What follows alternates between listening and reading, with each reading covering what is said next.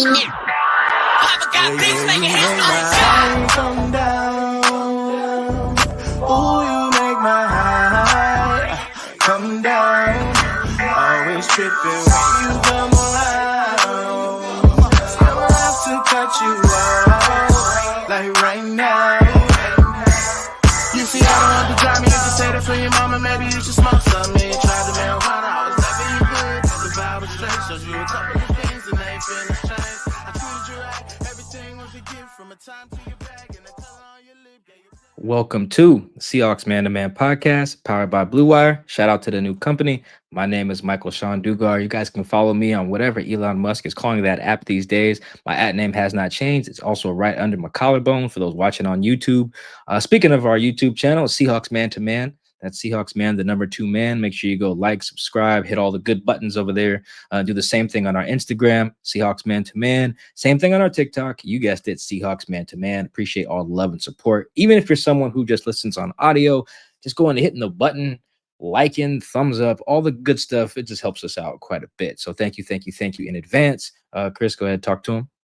What is going on, everybody? It's your boy Christopher Kidd. You can follow me on Blue Sky and Twitter at CKIDD206 and that's CKid206. Week 1 is upon us. There's football on the way. Football that counts on the way. I mean, that just totally discredit the preseason. But yes, football is on the way. Seahawks 49ers in Seattle, week 1. I'm very excited. On the back half of this show, we will talk to Grant Cohn, who covers the 49ers. We'll previewing kind of the opponent view of it. And great conversation with Grant, spoiler, on that. But before we get there, we have your voicemails and your questions on what you guys want to hear and discuss ahead of the season. The week 1 game, which is also like, okay, we're previewing the season as well as much as just this individual matchup. So, Chris, we are starting with voicemails. Is that correct? Yes, let's get going, man. Let's do it. Chris, my name is Zabel. I'm from Redmond, Oregon. And something I've been thinking about lately is with all of the Seahawks draft picks that they have to sign from 2022 and the way that the offensive coaching staff especially has been talking about Zach Charbonnet in the offseason and into the preseason. If K9 plays well, do they try to trade him to a running back needy team by the trade deadline this season, assuming health, obviously, with K9 and Charbonnet and all that? I'm thinking teams like the Cowboys, the Texans maybe with Joe Mixon's situation. Anyway, love the show. Thank you. Excited for this season. All right, appreciate the question. Oregon, I think that's our first one from Oregon. I think so. Voicemail wise, right? Yes, absolutely. Yeah, definitely. Yeah, voicemail. Sorry, not just a question. I don't think that the Seahawks would be in the like if K9 plays well, let's get him out of here type of thing. I think it's one of those where I think Rashad Penny, the way he was treated, is instructive in this way, even though it's a different coaching staff. And I bring up Penny in the sense of, let's see, I think a team could have reasonably cut bait with Penny. What would you say, Chris? If they were just to cut him, after like year 2 or something, maybe it would, year 3, he just hadn't produced. He didn't make a start until the back half of year 4. Like he easily could have cut bait. But I do think there was something to the idea of like, if we can keep him healthy, he'll cook. And then the rewarding feeling of like him finally cooking, like staying with the investment, I guess is the short version of that. I do think there's I can see a hint of that with Ken, and just like if he's healthy, if he's playing well and running well, chances are that means the team is playing well. I can almost guarantee that if Ken's playing well and running well, they're a winning team.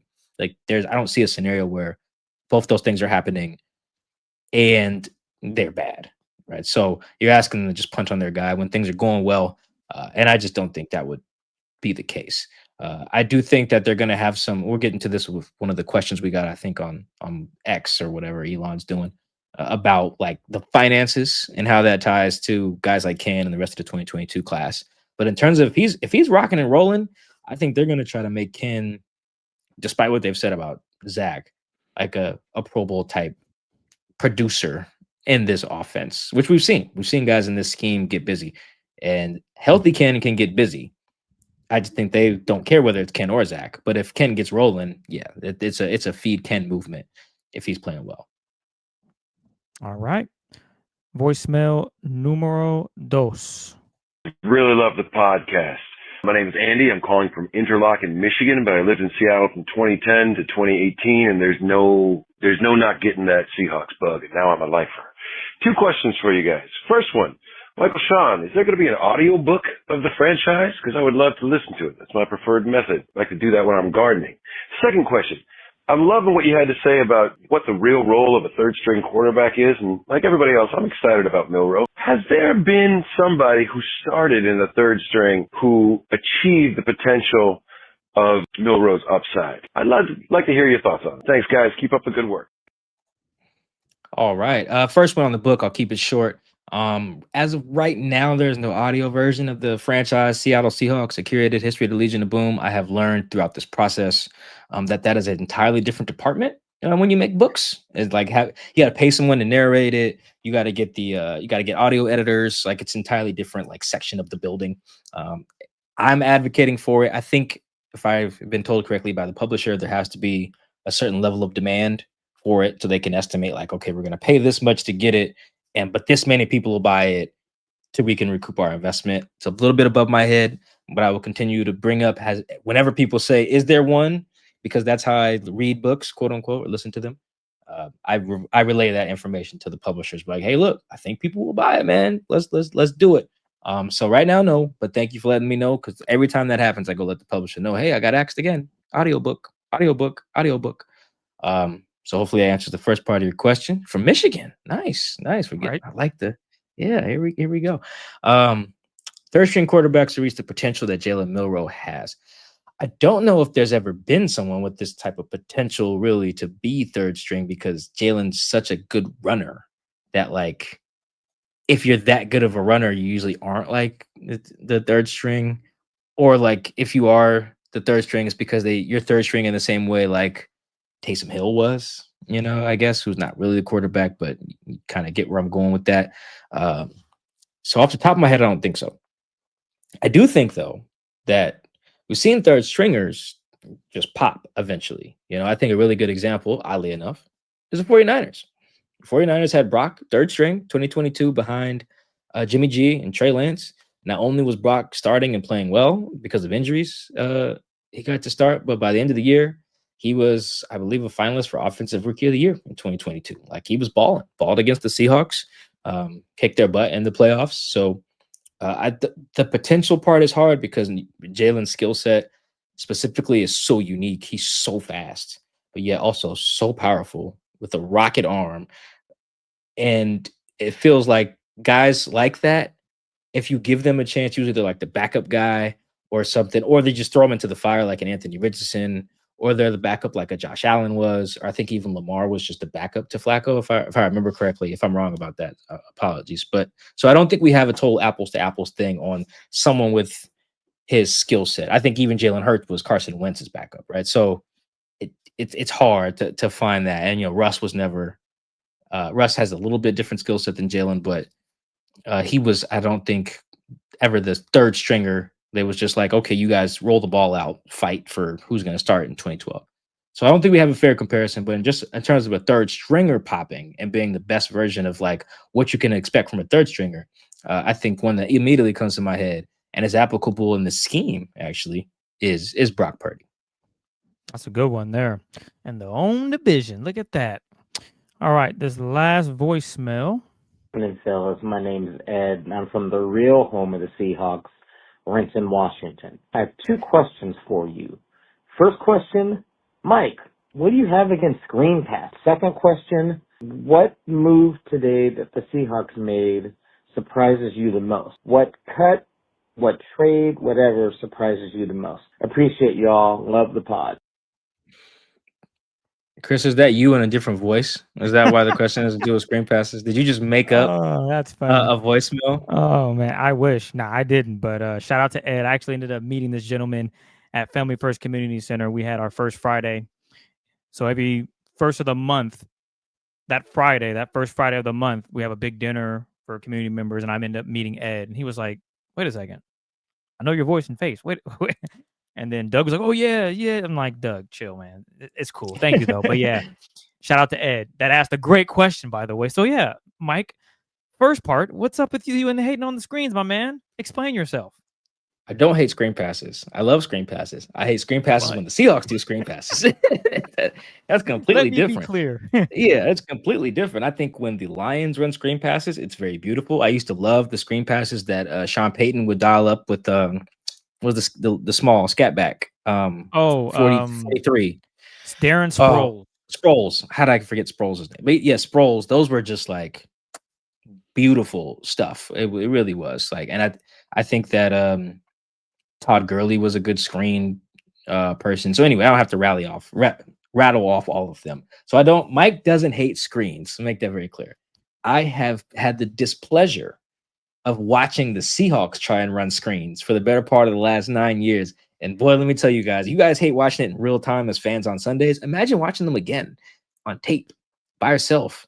You're not at the couch with the homies. You're not at the bar. Just at home alone with your laptop, watching a Darrell Bevel screen design, watching a little bubble screen to Jimmy Graham, watching these little screens to Jermaine Kearse, and watching Russ throw a pick six on the screen in a playoff game at the crib. Like I could go on and on and on. They're running screens to Tyler last year. What are we doing here, folks? Like that is not Tyler's bag. So that is why Mike is opposed to running screen passes. It is not just because he hates screens. I think screens are great. They're a great changeup. I think all misdirection plays in general are pretty good. I think the only thing that I am generally against as a scheme or as an idea is plays that involve a ball security or ball handling and decision making for people who aren't used to doing that. So like I wouldn't have called like a John Ryan fake pass. You know what I mean? Like I probably wouldn't throw to linemen very often. I probably wouldn't have receivers throw the ball. I just don't. Guys who aren't used to making decisions and handling the ball in that way, where they're putting in the air like a fat guy trying to catch it, I generally just wouldn't do that. And I definitely wouldn't run any special teams fakes that involve the kicker or the punter or whatever throwing the ball or running it. Like I would just never do that. I just wouldn't feel like we're repping those enough with those guys who never touch the ball in that way, doing that. No knock to it. That's something Mike hates. Just to be clear, people be having the punter throw it. I'm like, come on, dog. Like, I don't care. He was a quarterback in high school. Like who the Lions try to have throw a pass in the play? Was it Jameson Williams? Like he just threw a pick right to the guy. I just wouldn't do that. I just don't like when guys who don't throw the ball are asked to throw the ball. I think that's just a very dangerous. Not to say it can't work. I just watched Amon-Ra St. Brown throw a touchdown, I believe, to Goff against the Seahawks, right? It can work, obviously. I just don't. I would not run those things. No. All right. What was the other part of that? Let's see what surprises. Yeah, what transaction surprised me? I was nothing at the top of the roster. I thought all the even basically being done with Christian Haynes, which it seems they are, it didn't surprise me by the end that happened. I do think what really jumps out, though, and this is not a surprise, but it's relevant. Chris, they drafted, or last offseason, they acquired all of these guys I'm about to name to fix the O-line. Tremaine Ankrum, Nick Harris, Christian Haynes, Saltao Laumea, Mike Jarrell, Connor Williams, Laken Tomlinson, George Fant. I think those are all their offensive line signings and draftees from 2024 offseason. None of them are on the active roster. And I don't even only person I just named that's even on the team is who did I just name? Haynes. He's on IR. And then I guess I forgot one. Jalen Sundell, who's now their starting center. He didn't sign till July of last year, and I bring that up to say it is almost staggering to invest that many different swings in the O-line and just none of them pan out but Jalen. That is just fascinating stuff. That really is. It's not surprising per se because I don't think John's good at O-line evals, but it is just staggering when you lay it all out. It's like, wow, look at all these swings. And not only are these guys not playable, they're not even here. That really jumped out to me when I'm looking at the roster now ahead of week 1, all the recent investments at the most important position that just don't seem to be going well.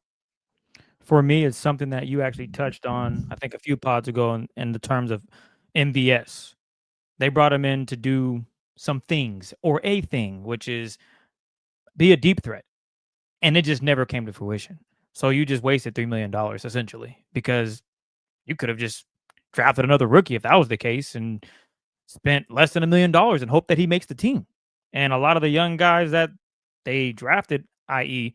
Ricky White, the third, he makes the roster. 53, no, but he's on the practice squad. So they just invested MVS just to basically just come do camp, and then they cut him. So to me, that was shocking in terms of, would you really bring him in here for? Just to say what's up to Clint and then be like, yeah, that's it. Say what's up to So, Clint. nah, for real. He was here for, was it 3 months? Like, that's in terms of Schneider building this offense and the roster, that didn't work out. So that was a bit surprising because I know he didn't play well enough. We saw what Torrey Horton could do, and that he is he's probably better than MVS right now. I think we can all agree to that. But they didn't have that foresight going in. Did they really think Horton was that banged up? Obviously, he's coming off some crazy injuries. It's not like the dude sprained his ankle and was out 3 weeks. You know, he hamstring off the bone, a very nasty knee injury, if I'm not mistaken, as well. Yeah, it was LCL, yeah.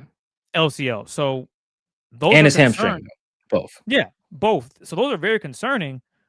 But I'm sure there was someone else out there that you had your eyes on that you could have brought in that makes the team and that makes the difference. Again, MVS came in and said, what's up to Clint? And that was it. So that's kind of where I was thinking, damn, that is kind of a shock. Just in terms, in regarding the question, who they brought in, it didn't pan out. And now you're thinking, yeah, we got our roster set, but do they have a guy that is a threat downfield? Maybe that could be Derek Young. Maybe he gets more snaps this season. So we'll see how this all plays out. Hell, JSN might be able to do it more than I thought, but I'll be watching that. Oh, sorry. Go ahead, finish. I don't want to cut you off. No, you're good. What you're speaking to is a lack of a post DK plan. That also, we don't have to dive too deep into it, but they knew they needed two types of players in this offense. An underneath kind of wiggle slotty guy, and then the deep threat guy, because it's really a 2 wide receiver offense. They thought DK could be the take the top off guy, which obviously he can. DK said, I want out. They said, okay, and then didn't have a good plan. What you're describing is not having a good plan. They not lucked into, but got fortunate with a guy like Torrey. But yeah, that's a bad post DK plan. As opposed to, I think the Darnold for Geno swap is a much better plan. I don't agree with it, but I think that's a far better plan than, we'll just trade DK and sign MVS. You know, that did not. Yeah, that's not great. Not great at all. But we got some Twitter questions to get to, so let's get rolling with that. The first one is from Katz with a Z in the hat, Ryan Katz. What kind of year would the Seahawks need to have to finally start getting some national respect? Winning 10 games last year will likely have an elite defense, and most of the media chalks them last in the division. Not projecting Super Bowl, but the narrative is wild. Yeah, I mean, I do think that Seahawks fans, not to this particular person asking the question, I do think they seek out a lot more and remember a lot more of the people who don't believe. For instance, like how many people are going to bring up like all the people that think the Seahawks are like a top 10 team, which I have seen. You know, for instance, I just saw like Colin Cowherd call the Seahawks a top 10 team. Disagree, but people focus on that, or the fact that like ESPN has them wherever, or the Ringer has them wherever, or the Athletic has them wherever. I think if you can always, in this day and age when there's so many pundits and prognosticators, if that's the right word here, you can find what you're looking for generally. So I try not to read too much into that. However, that said, what type of season do they need to have to get national recognition? I wrote a little bit about this today, like become a contender. That doesn't mean you have to win the Super Bowl to be considered a contender. Case in point, the Bills are a contender pretty much every year. I think, Josh Allen has never been to the Super Bowl. The Ravens, same thing, contender pretty much every year that Lamar is healthy. Never been to the Super Bowl. They don't even make the AFC title game every year. Neither do the Bills. But they're they have the makeup of a contender. They go beat the snot out of people. They have really good showings on national television. They protect home field. They have really high point differentials by the end of the year because they be smacking folks. I think that's what the Seahawks need to have. Like, I think the Seahawks, maybe even Green Bay to an extent, but definitely the Steelers are just all kind of existing in this, like, we're good, but we're not great, or we're really good, but we're not elite. To step into that, I think it starts with winning your division. I don't think we're going to see, I think the last wild card team to make the Super Bowl was the Bucks in 2020, and they won it. Before that, I can't remember. I know it's happened, but I just think it's going to be harder and harder for the wild card teams to make that run, because chances are, if you were a wild card team, barring injuries, something is flawed about your team that's going to hold you back. I mean, we even saw it with the Commanders. Like, they went to the NFC title game, and didn't they give up 60 or something like that? Like 50. It wasn't close. They were not like this close. I got my fingers up for people who can't see. I got my index finger right next to my thumb. They weren't like this close to making the Super Bowl. Yes, they made the title game, but they got demolished in that game. I had to look up the exact score, but it wasn't close. And then obviously the Eagles go on to demolish the Chiefs too. So there's no shame in that. My point is, you got to start with winning your division. You can't win your division. You just don't have job security in this league very long. I think that go look at the coaches who are going to be on like multiple years of not winning the division. They're not going to be here much longer. I'm looking at, like, the Colts haven't won theirs in a while. The Dolphins don't seem to be able to win theirs. Like, can't remember the last time the Steelers won theirs. Like, you keep ending up having to go on the road multiple times in the playoffs. It's just hard to keep your job, because that means your team has a problem that's holding you back. Whereas I think that another contender, good example of this actually, that still hasn't got over the threshold, but is clearly there, is the Lions. Like, the Lions are a contender. They're a very good team, good side of both sides of the ball. They whip the snot out of people in the regular season. Like, you can see that they have the makings of it. Sometimes the ball will bounce your way. Injuries hurt them last year, yada, yada, yada. So I think the Seahawks just need to step into that, like, go be great territory. You guys know I'm a point differential guy. The Seahawks, I think, have never had a point differential. I'll look this up while we're doing the next question, but I don't think they've had a point differential higher than, like, at the end of the year of like 20 something in years. Like, and I bring that up to say you're skating by. Whereas you go look at some of these years, what's the Bills' point differential? It'd be like 100 points, plus 100, because they're smacking people. So I think that's where they got to get to. And then last thing on this before we go to the next question, Chris, you know what they need to do? They need to go get back to beating people up on primetime. That's a huge part of, like, getting the national discourse, is go win on primetime when the national media is watching. That's the Seahawks. That is a big part of why they were so huge in the Legion of Boom era days, is that because if you turned on the TV on Monday Night Football, they were up 20. Like, that was impressive. So I think they need to get back to that if they want people nationally to respect them as well, in addition to all the other stuff I just said. A familiar listener and question asker, Chihuahua Loco. Everyone wants to have the best culture, play hard, speed, etc. And in NFL circles, what is the most unique thing about the current Seahawks team that relates to how they do business, i.e., running their organization? Yeah, I think there's a lot of them, and credit to the NFLPA. They put out that annual survey in the offseason where the players have to do the report card, where it's like training facilities, travel, weight room. I think the Seahawks had like a bad training room, I think, grade last year. And what do you know? They upgraded their training room this offseason. So maybe that was because of the grade. Maybe it wasn't. I have to go look it up. But the point is, they went and upgraded it because it wasn't where it needed to be. I think the Seahawks do a lot of things like that, taking care of guys meal wise, accommodations when guys show up from getting traded or a waiver claim. Now, there are just some rules about, like, teams having to pick up your flight and all that stuff if you get traded, yada, yada, yada. But the players do care about, like, weight room quality, the food stuff, the strength staff, what accommodations you're making for their families. Can their families be around the facility?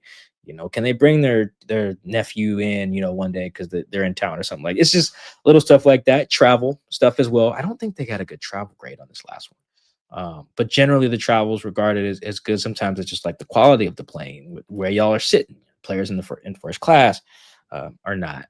So all little hotel accommodations, where do they stay? They stay in it. I think Bruce Irvin, when he came back here, he was like, yeah, I played for the Raiders. That sucked. in terms of travel accommodations. I forget where he said they were staying. It wasn't great, because some teams are cheap like that. Seahawks, I've stayed at the team hotel sometimes on the road. It's nice. It's nice. It's real nice. It's stuff like that. How they do their contracts and stuff is pretty standard. So I don't think that that's like financially different than some other teams. Like you're not just gonna get like more money here. They have pretty like hard and fast rules about like guaranteed money when they give all that stuff like that. But I do think like what your owner's just basically willing to spend, what like little perks they're allowed to get. All is why the Seahawks are generally regarded as like treating the players good. I think another one that really stands out in free agency for veteran players is like rest days. You hear stuff about like bad coaches, like the Lions guy's name before Dan. Patricia, Matt Patricia. Yeah, he would have the vets like practicing every day in pads through November. It's like, come on, dog. No, Pete Carroll seemed to learn pretty early on. Like, no, if you need a rest day, give you a rest day. And this is Pete, someone who thought practice was everything. It's a chapter in his book. Practice is everything, and it's just like it's a chapter in my book too, actually. But even then, he was like, okay, Marshawn can get Thursdays off. You know what I mean? Michael Bennett can get a Thursday off. Tyler Lockett damn near didn't practice at all like the last 2 years he was here. Maintenance. That type of veteran stuff is not common everywhere. Some coaches are like, I don't care if you in year 10 or year 1, you get to go practice. Practice is important. It's like, okay, coach, but I'm in year 11, bro, and I'm a D end. Like how like I got this, my G. I'm setting edges. I'm rushing the passer. Like it's not that complicated, And some coaches won't respect that. So there's all these different things the Seahawks have been regarded as good at. Players have talked about them being good at, and a lot of it is behind the scenes stuff, and it's stuff that you wouldn't think. It is part of like the culture, Even just something as simple as the food. I think the Cardinals make the players pay for food. I think that has said that on the last report card. Like that's nuts. Like what do you mean? I got to pay for lunch? What is this? High school? How much money does the owner have? Are you not? So there's a lot of things that go into it. Yeah, travel, all the stuff that you would like at your job. To be honest, like if you got a job where you travel, we'd want them to be able to put you in a nice seat on the plane, afford a nice hotel, have a high expense account limit. Just be able to rent a nice car on the road, whatever. It's very similar stuff. I think good culture in an organization is kind of universal in some ways. How you can treat your family, what family benefits they have. Can I bring my son downfield and give me a kiss before, I run onto the field, all this little stuff. So, yeah, it's a very player friendly culture. On top of the no state tax. I think Chenna mentioned that. He was like, I'm tired of playing in Cali. It's Uncle Sam taking like 35% of Chenna's bag over there. Like, yeah, give me that Washington bag. I think, yeah, that's working in the Seahawks' favor too, even though obviously they can't control that. Speaking of Uchenna, this next one comes from Phil Birnbaum. Do you think that since the Seahawks haven't made a move for another edge rusher, that the team feels good about Nwosu? Yes. I think they feel really good. Actually, not I think. I know they feel good about Chenna, Boye, D Hall, and Tank. That's like they feel really good about that foursome of edge rushers. They should. That's a good foursome. I do think, real quick on not acquiring any of the edge rushers, John Snyder is, as we've talked about many, many times on this show, not a good liar. So he says a lot of things that you can take at face value. I think one of them that always replays in my mind from the moment I heard it, from the moment I heard him say it out loud. I've heard him say it before, but him saying it out loud was very important. He was on an interview, I believe, in 2022 with the former GM of the Falcons, I think Dimitrioff, or however you say my man's name. It's like a GM podcast where a dude just interviews his buddies. On the show, he talked about one of his biggest regrets, and it was making a trade for a player and immediately making that player the highest paid person on his team. He is obviously referring to Percy Harvin, who I believe got like a big old fat new contract once they traded for him in 2013, right? And John realized you shouldn't do that. John said he'll never do that again, and he hasn't, right? He didn't mention Percy by name, but I mean, duh, it's all online. So I think that is important. And I bring up John being not a good liar. I do believe him because, again, he has not done that. He traded for Jamal. He easily could have made Jamal the highest paid player on the team at the time of the trade, which you usually see, like Michael Parsons just ended up doing. Like that's usually the standard. Trade for the person, have the new contract ready when they get there. No, he's not doing that. He didn't do that with Leonard Williams. He hasn't done that with really anybody upon arrival, except for I think Gabe Jackson. He gave a new deal to, and I understood that one. It also didn't make Gabe the highest paid player. So I don't think John is ever going to do like the Trey Hendrickson, Micah Parsons, just insert the next big star here that needs the contract. I don't think he'll ever do that again. I do believe him when he says, I learned my lesson. That was a bad idea. I didn't know what I was doing. I didn't recognize, he didn't say this, but didn't recognize the ripple effects internally that has. Remember, the players have the internet. They have Wi-Fi. They can see that Percy got X amount of dollars before he even played a snap here. That matters to the guys. That would have mattered to the guys if he had paid Jamal as the highest paid player on the team before he played a snap. That would have mattered. He did not do that. It's better business to do it that way, but it's, as John learned, it's dangerous. It's very dangerous sometimes. So I don't think John will ever, anytime you say, oh, Mike, Chris, will they go get such and such? If the answer is, do they need a contract that will make them the highest paid player on the team? The answer then is no. Because what did Micah get, Chris? 45 a year? 46? 47 a year. 47. Who's the highest paid player on the team right now? Sam? At what? 33? Yeah. 3 and 100? Yeah, no. John is not. He's not doing that. He's not. And I don't think he should. I do think that has issues. It comes with issues. I get why the Packers. Oh, actually, the Packers didn't even do that because I think Jordan Love makes more. So, yeah, it's something that I don't think John will ever do. So keep that in mind. He'll not just say he won't ever make splashy trades, but I do think in John's mind, if he's going to do that, he's going to want that person to play out the remainder of their contract and then sign, or at least wait until they only have a year left, like Leonard or like Ernest or even Dwayne Brown, Quandre, blah blah blah. So. Yeah, just keep that in mind. I wanted to bring that up because this was a good time to mention that about John. This next one is from Axel MTG. If the team feels like they can make a big in-season trade to make a playoff push, what position or players do you think they will target? This is fun because quiet as it's kept, the Seahawks don't have a ton of holes, but I think I changed my answer to this. I saw this question before we recorded. Then Chris mentioned MVS, and I changed my point. I think it would probably be receiver. I think that I was joking with Chris before we recorded. I'm not going to reveal the joke, but I just do think that outside of Jackson, there could be some issues in the passing game, just personnel wise. I don't feel super confident.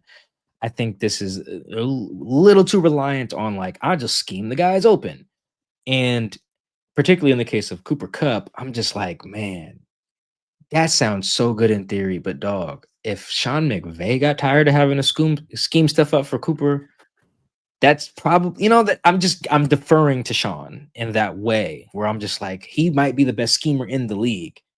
And even he was like, I just can't just keep relying on scheming this guy open. Eventually, he just needs to get open. So he's like, he's got to go. And I'll go get Devontae, and I don't have to scheme as much open. Obviously, your scheme is supposed to get guys open, but sometimes it's just line up and go. So I'm a little worried, not a little, I'm a lot worried about that. So I could envision a world where they're running the ball well, the defense is playing well. They're just like, we need more juice in the passing game. I don't really know, Chris, do you know? Can we predict a future here and see some guys who might maybe be on the block this year, 2025, maybe? I mean, I guess. Did Josh Sweat for the Cardinals? He didn't get traded there. He just signed with the Cardinals, correct? If I'm not mistaken. No, I'm talking about some juice in the if they were going to go get a receiver, the secondary or receiver. No, receiver. I'm trying to think of who. You know what? Calvin Ridley. You want to talk about okay. Calvin Ridley would be an intriguing, and he's not even in the.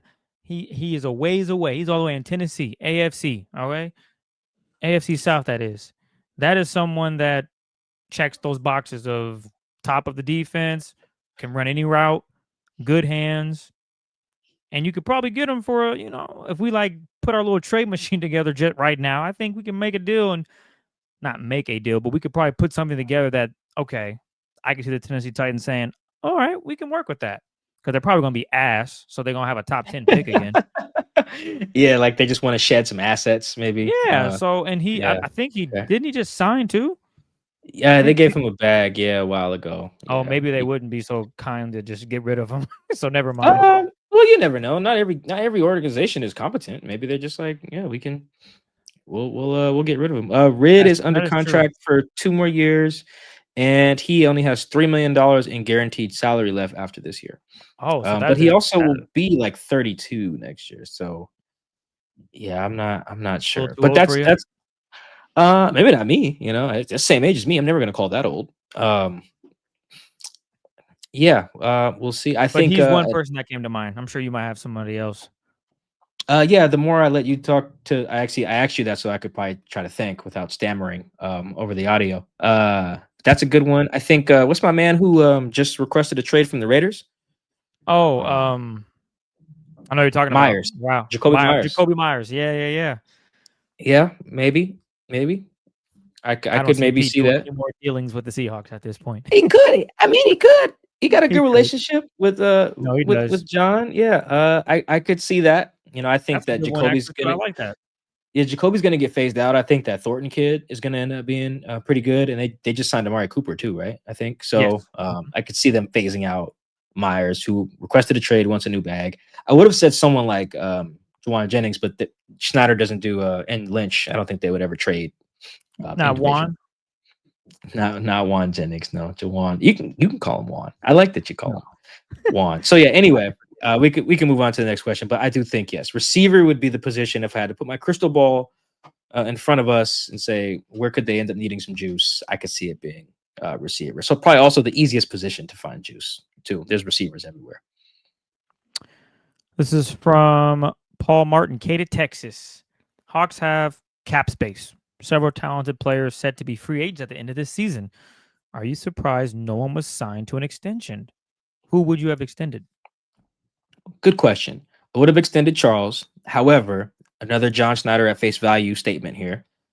He says the only mandate that he follows, the only extension mandate, hard and fast rule they have is not doing deals with people who have more than 1 year remaining on their contract. And as you know, they've been pretty consistent on that. John says that's an Allen family policy, started with Paul. Makes perfect sense. That's why they told Cam no. They moved some money around for Marshawn, I think, but didn't give him a new deal. So that's kind of a hard and fast rule, right? Makes sense. That would also explain why they didn't have a new deal for Jamal done. Also, when they got here, I believe he had 2 years left as well. So did Quandre.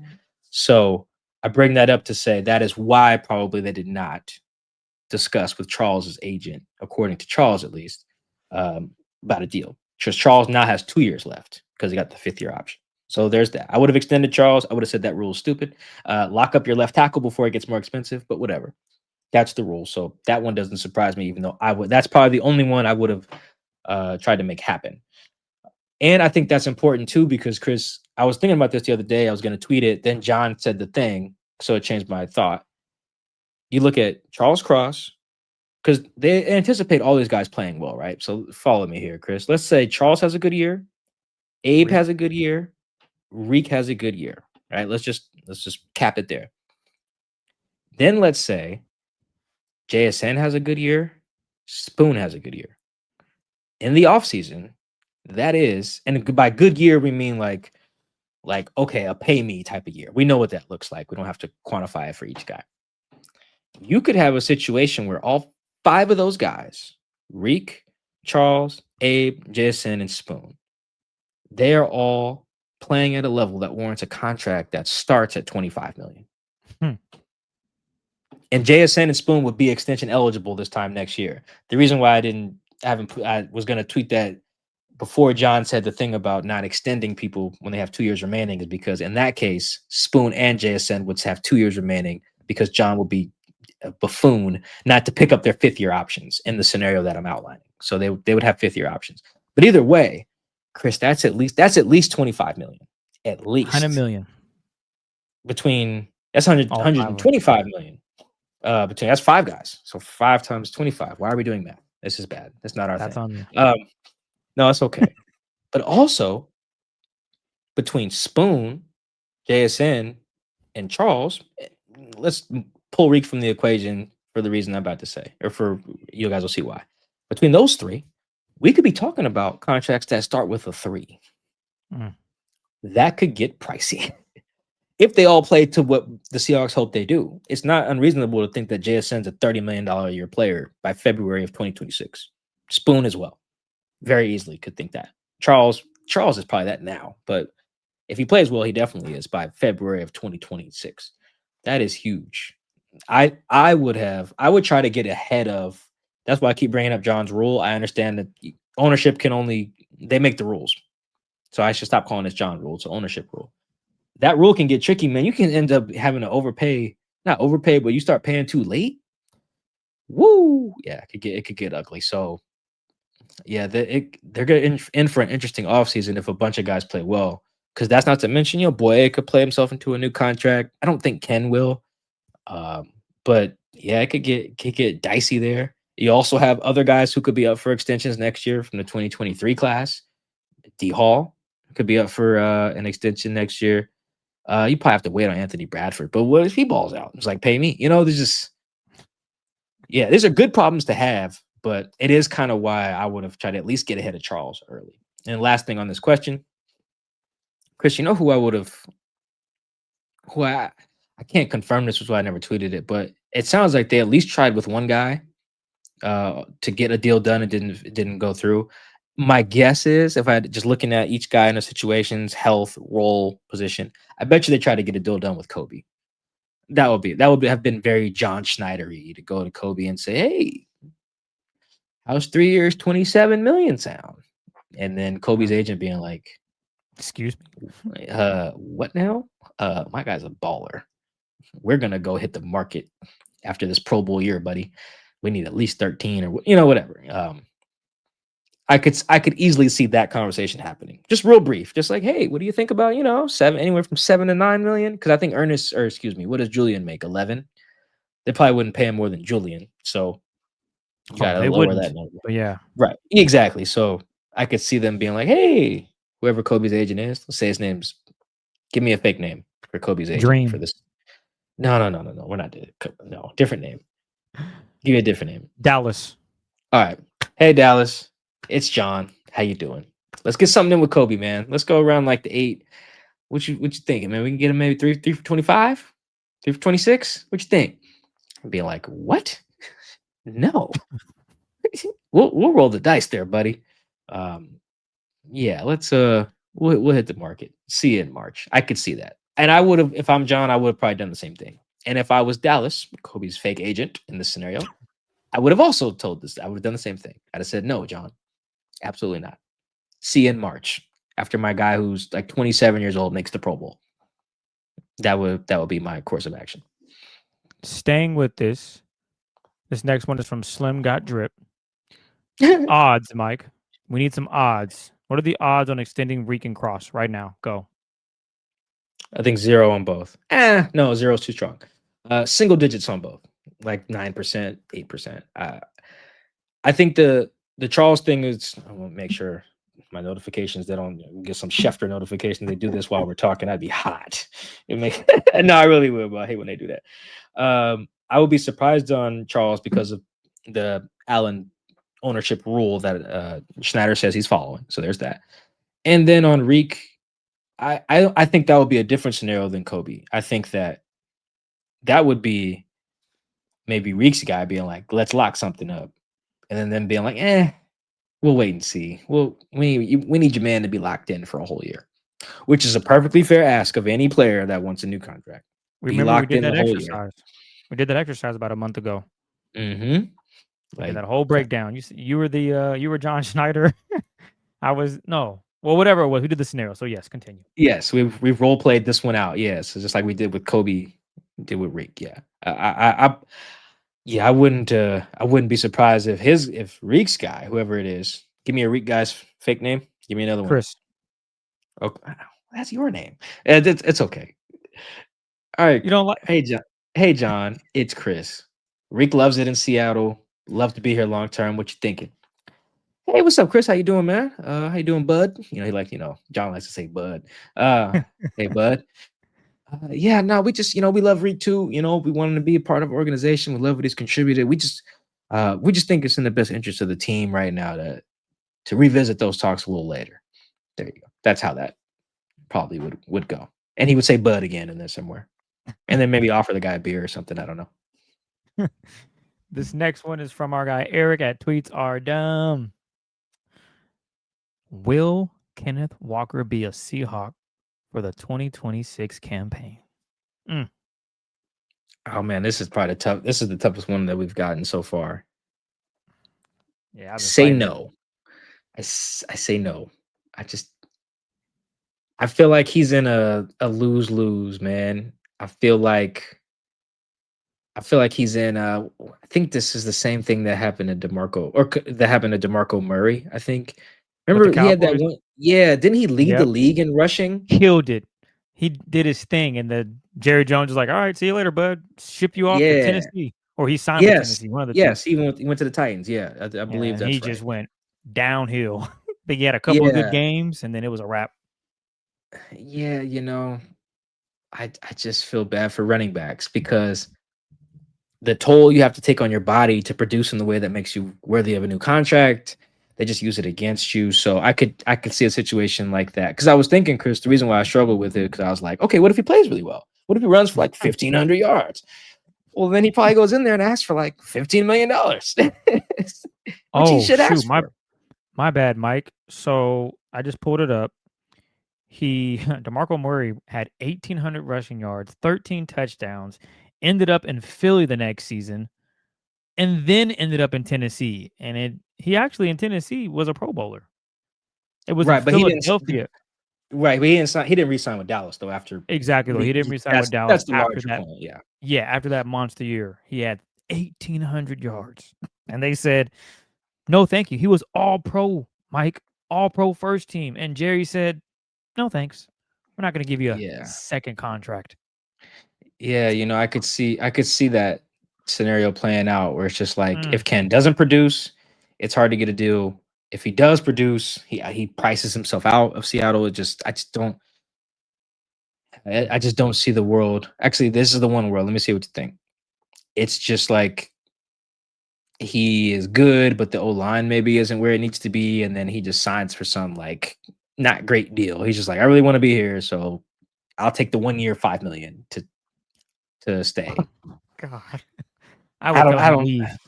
I would tell him leave too. But sometimes guys just want to be somewhere. I get sometimes they just like it. They're familiar. They got friends. It's like switching schools for kids. It's like I just don't want to leave my school. Even though the food sucks, and one of my teachers yells at me. All my homies are here, and we hang out. Before third period, so I want to stay. That happens. So that's the scenario. I think. What do you think? You think he's here 2026 or no? I was fighting with this all day when I looked at the questions last night or this morning. I was like, man, this is as you mentioned, a really challenging question to answer. I don't see a world where he is. I think they love Zach Charbonnet. As Mike always says, you just draft a guy. Give me a school, Mike, where a good running back comes out of. Go ahead, Mike. I know you know the name. Bama, Ohio there you State. Go. We'll hit up Bama, Ohio State. They'll have one or two guys. There you go. Problem solved. Zach Charbonnet, the 1 or 2. You drafted a kid out of Bama or Ohio State. So it's really tough for me to see K9 being on the roster next season, no matter what happens. As he mentioned with DeMarco Murray, a guy was an all-pro first team. And you know what Jerry Jones and the Cowboys said? You can play elsewhere, buddy. And that's exactly what he ended up doing. So that's kind of how I envision it going. Maybe John Schneider has a heart and is like, you know what? We love you. We'll keep you here. But it's not as if K9 is old too, right? K9 would be, I think, 25 when his deal's up. If I'm not mistaken. Ken's he's one of the younger. He was like Earl Thomas. I think he got drafted and he was 20. Yeah, Ken turns 25 in October. So yes, you're correct. So yeah, you're talking about a young guy. This is not a Bobby Wagner that's playing in year 55. This is a young player. No disrespect. 55. That's disrespectful. To be playing in 80 years old, but and still kicking ass and taking names. No, you're right. Yeah. So the bigger thing is John is not. That's not something he does, right? Tyler Lockett, same scenario. Although he kind of just saw his way out, wasn't getting passes no more. JSN was taking the next step. We all saw the games and was watching Tyler Lockett slowly but surely disappear into the abyss. So for K9, unless they're doing that to him, which I don't see because of his home run ability and just everything that he does so well, this will probably be a year where he balls out and is unless he's willing to take a home. I don't even know if it's a discount like that. That's just disrespectful. Now that's disrespectful. 1 year, $5 million. That's disrespectful. So unless he's willing to take that or something crazy, I just don't know if he's going to be a Seahawk in 2026. So I would also, unfortunately, say no, which is crazy because, wow. All right, but let's just move on.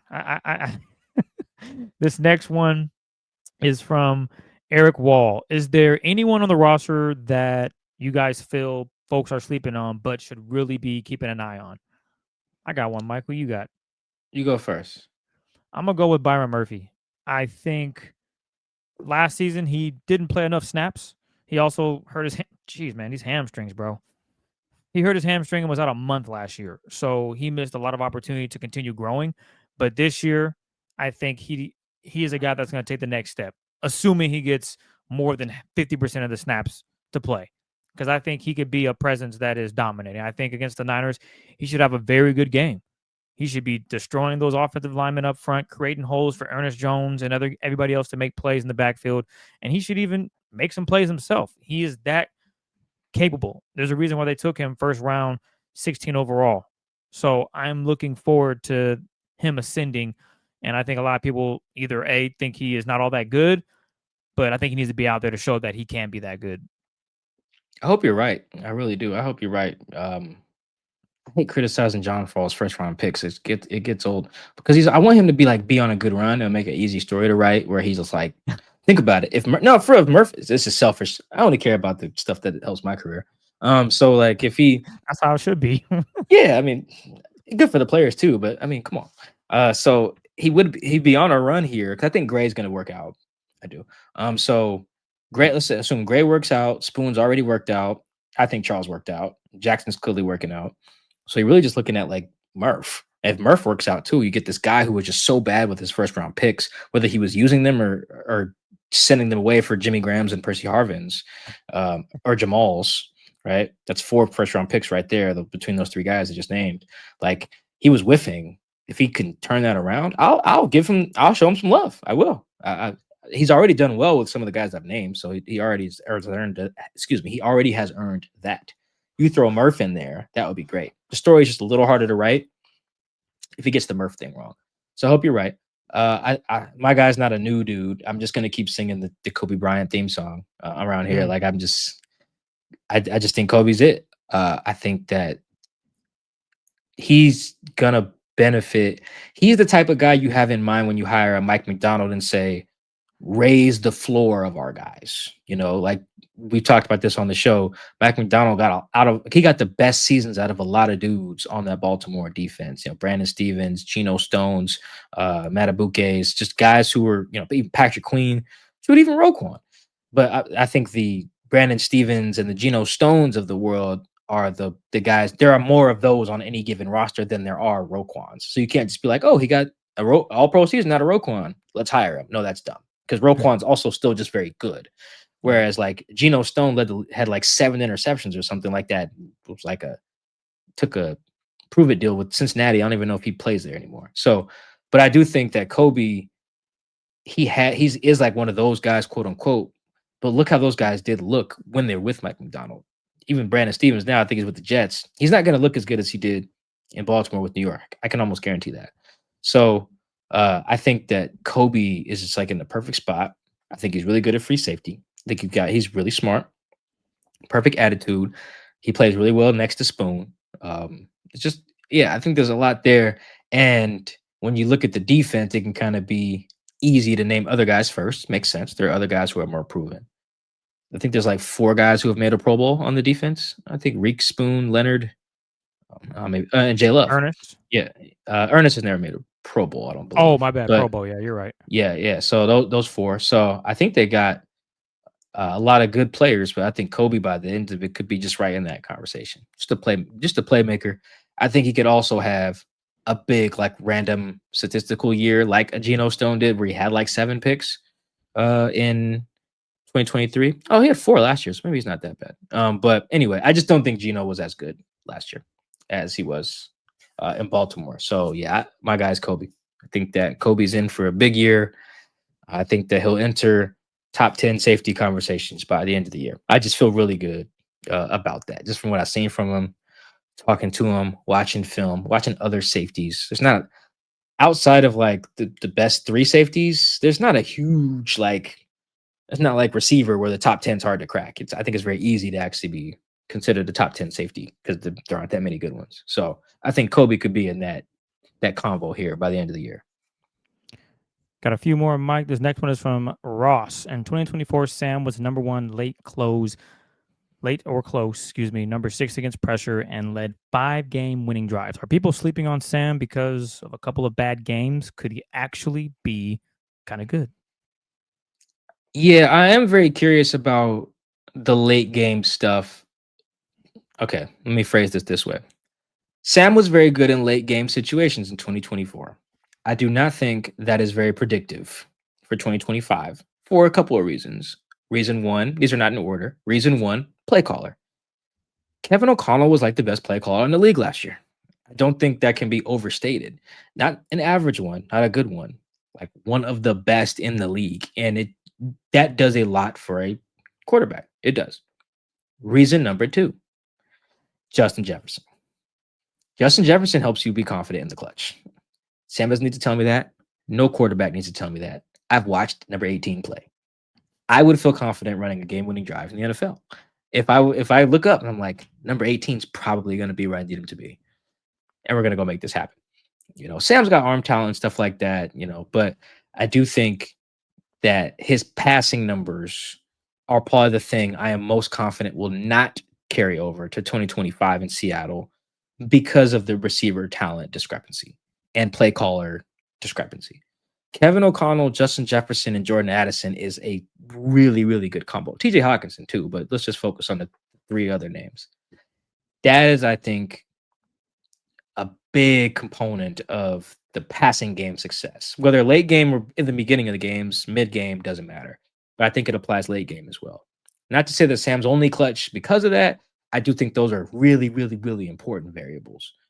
And not to say he can't be as clutch here, but that plays a part, I think. And when you watch the film of his games last year, that does really, it shows up. Not to say he didn't make big time throws. There was a big time throw here in Seattle in week whatever that was. He had big time throws to beat the Cardinals, I think either the week before or 2 weeks earlier. Like Sam makes big time throws, and he can do it.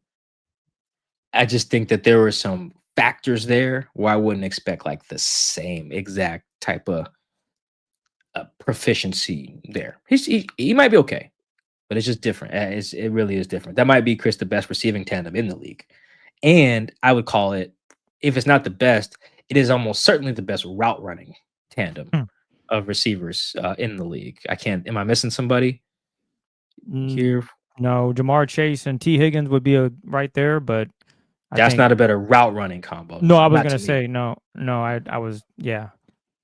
Justin Jefferson and Jordan Addison are just wizards when it comes to creating space and getting open. So we'll just leave it at that. Yeah. So I do think Sam is like okay, but late game stuff. Yeah, I think that. You know what? Call me crazy. What you got? Call me crazy, but it just popped in my head. Calvin Ridley and Ty Lockett, route running wise, pretty nasty combo. It is. Although I would probably put.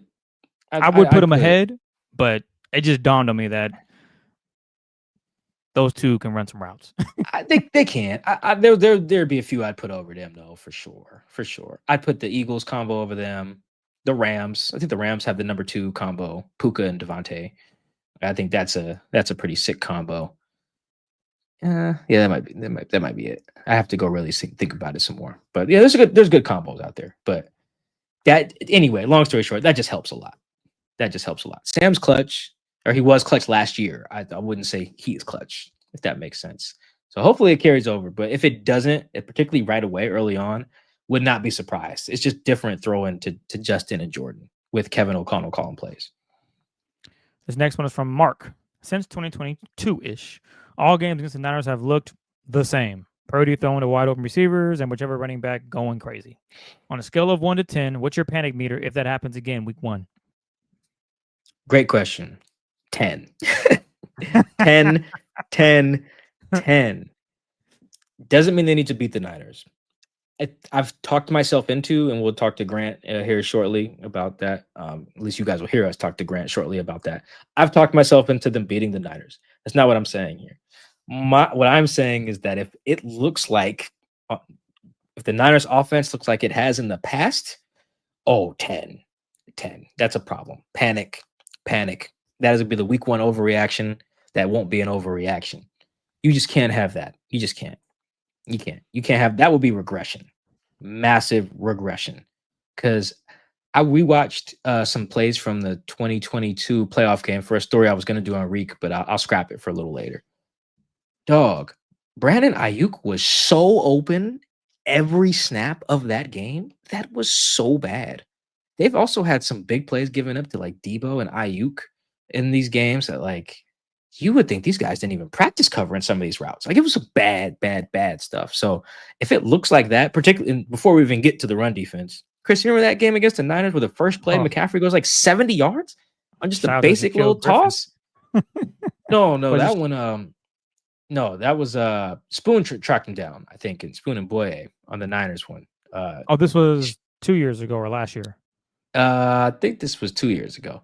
Okay. The play you're thinking of was when he's on the Panthers and Shaquille chases McCaffrey down. But no, similar play. Interesting. Continue though. Yes. Yeah. No, McCaffrey is him.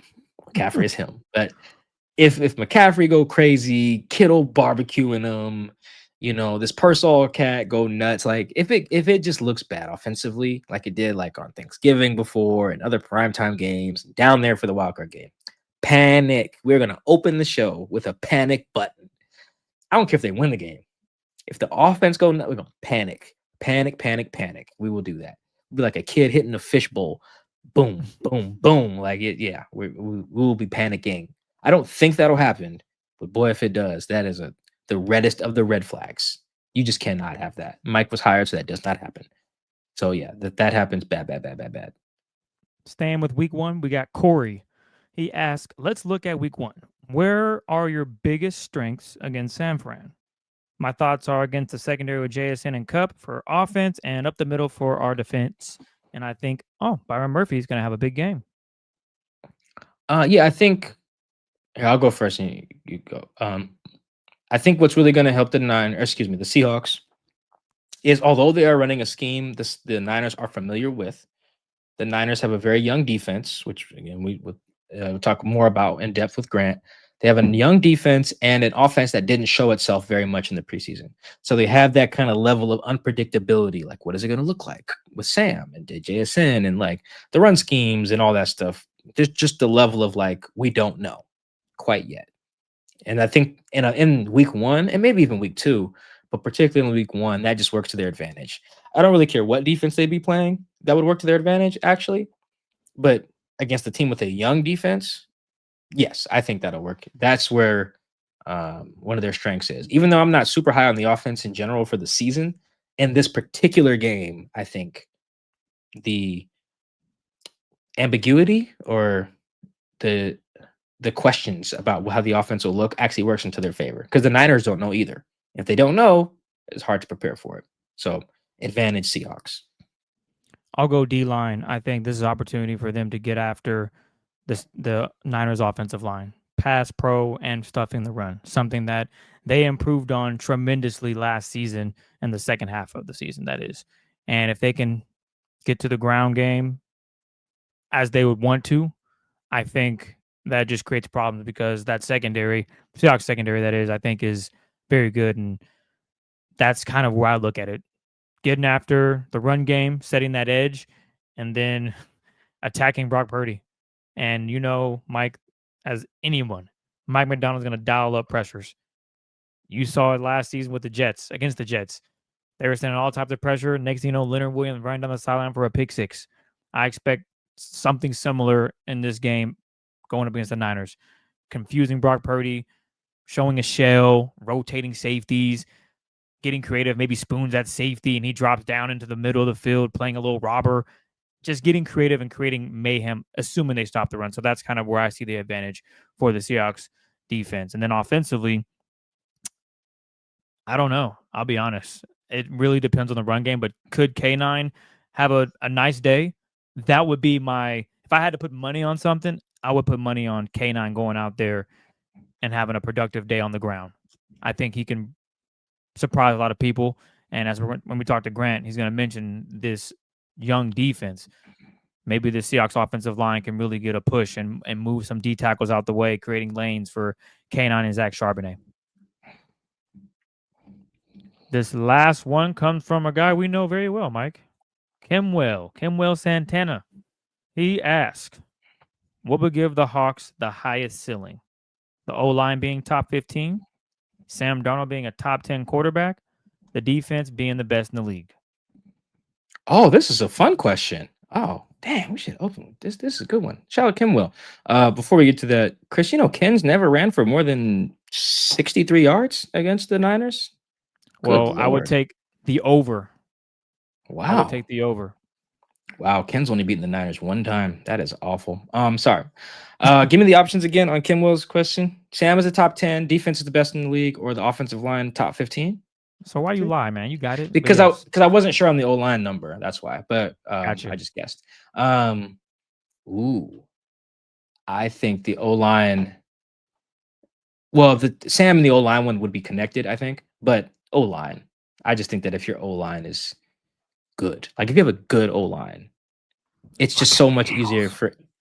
Well, the Eagles have like a top 3 O-line probably, but that's like have a good O-line. There you go. They have Buccaneers. Buccaneers a better example probably. Are they still in that? The Bucs have like a top 5 O-line. I think the top 5 O-lines of last year was like in no order: Lions, Eagles, Bucs, Bills were good. Something like that, something in that range. I'm probably missing one. Ravens were good, except that one right guard no one likes. Very similar to Seattle, where they just have a right guard. It's like Daniel something is their right. They just don't like him, bro. It's bad. I think, but if the O-line was like good, I'd have to go look at all the teams to really see. But if the O-line was just good, because that's what you're basically getting out of that top 15. That's a division-winning team that could go win a playoff game, if not 2.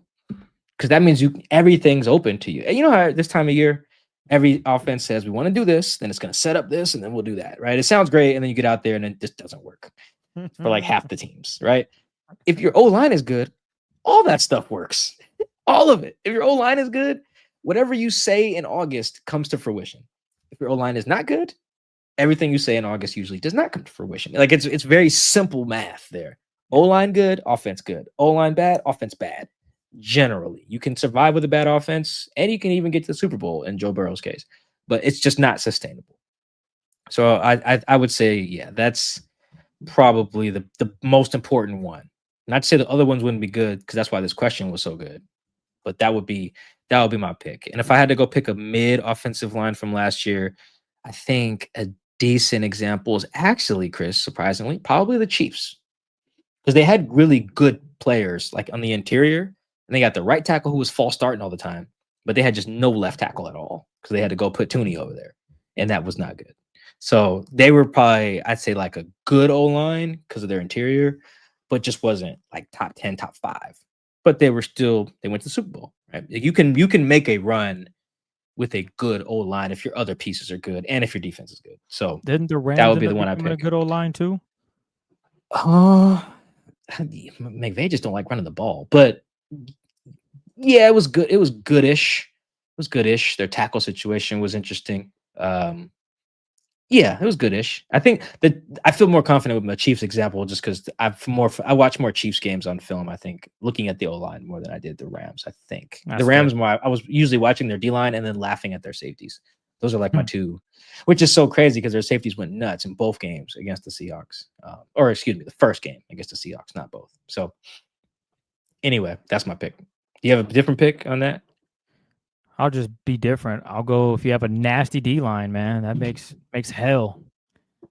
It really does. It's just you got guys that can do 2 things. Stuff the run and then harass a quarterback. I mean, you could win 10-6, man.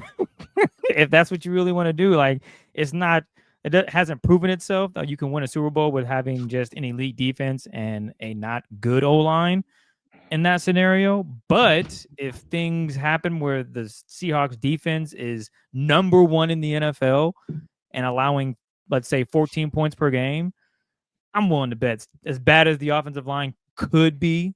Let's say it's as bad as it was last year. Would the Seahawks average points per game like 21, and they have the best defense? I would imagine they make it to the NFC Championship game and probably lose, which would be like, wow, okay, let's build. So I would say, yeah, get a highest ceiling, an elite defensive line, just not to copy Mike.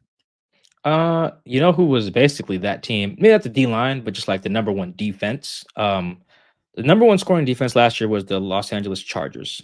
They run the same scheme as the Seahawks, which is why they're even better example.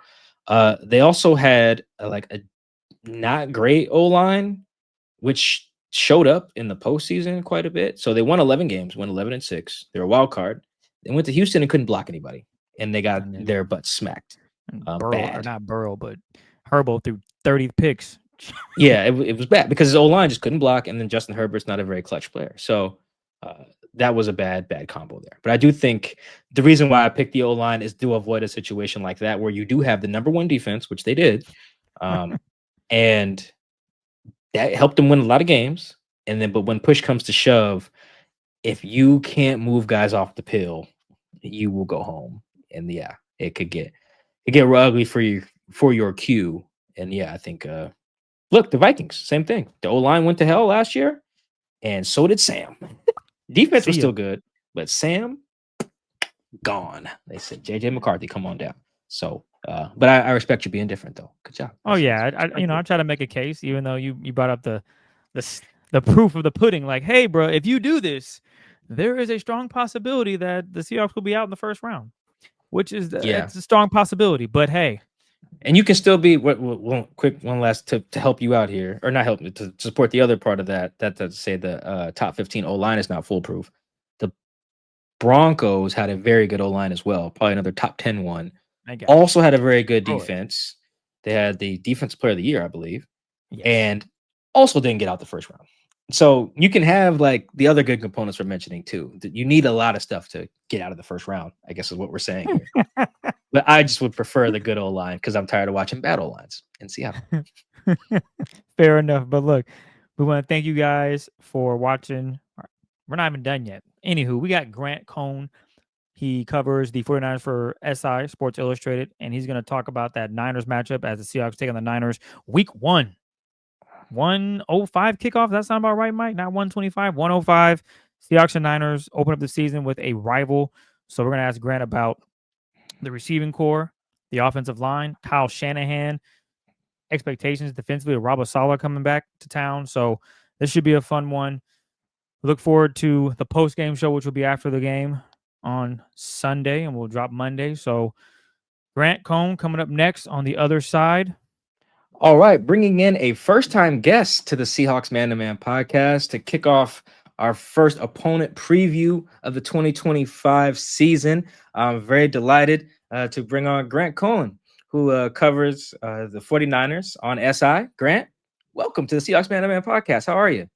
I'm doing great. Thank you so much for having me. I was a little late, but you guys bared with me. It was a delay of game on my fault, but on my part. But let's get into it. Hey, here you go. Accountability to start the show. That was me. There we go. On me.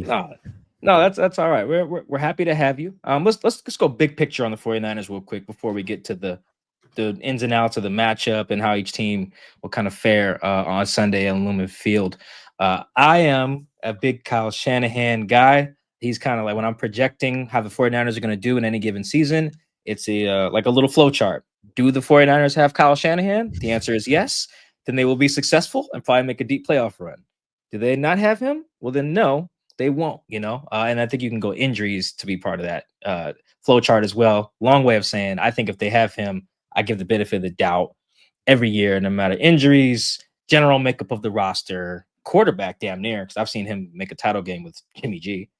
So going into this season, I know you've been critical of Shanahan in the front office for a minute here. Where are you on Shanahan in the 2025 49ers heading into week 1? I feel like they have a lot to prove. They got every excuse last year, injuries, bad drama, holdouts, whatever, tragedies. This year, they're supposed to have found a solution for some of that. They have all these young players in here. They have Robert Saleh back. They signed their quarterback. They have the offense they want. They were turning 9 of 11 starters on offense. The two guys they're not bringing back are Aaron Banks, who's not a big loss, and Deebo Samuel, who gets replaced by Ricky Pearsall, who probably is better than Deebo Samuel at this point in their careers. So I think everyone expects the Niners to win. Not everyone, but most people expect the Niners to win at least 10 games and go to the playoffs and probably win a playoff game. And if they don't do that, I think he's running out of excuses. I don't know if he could get the injury excuse again. He's going into year 9.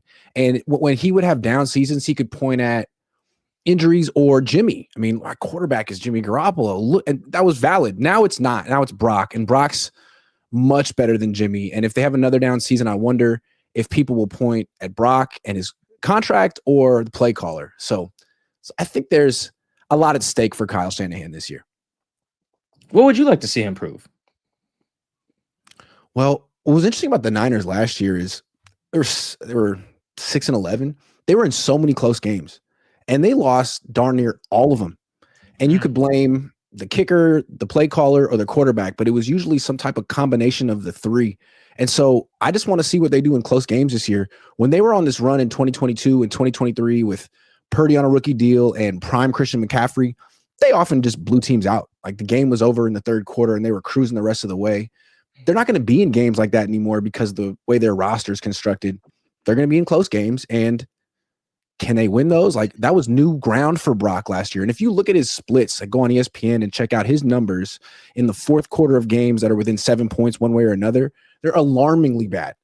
So again, is it Brock? Is it Kyle Shanahan who has his own issues late in close games, or is it both? I don't know. That's what I think it's going to come down to for the Niners this season. How they do in those close games.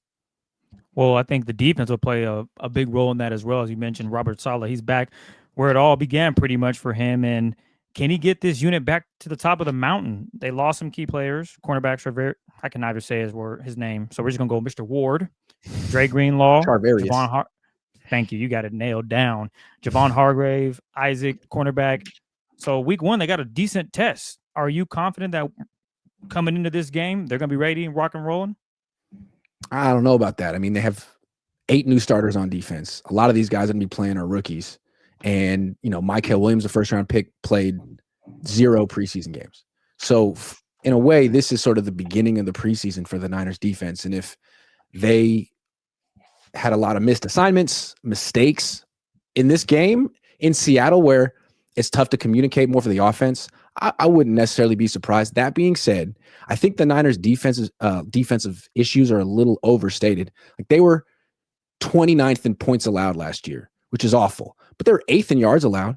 So why the big discrepancy? They were so bad in the red zone, particularly against the run. Teams could just run right through them, often because their defensive coordinator, who's not a defensive coordinator anymore, Nick Sorensen, just kept using the wide 9 all the time, which has its strengths and weaknesses. It's not strong near the goal line.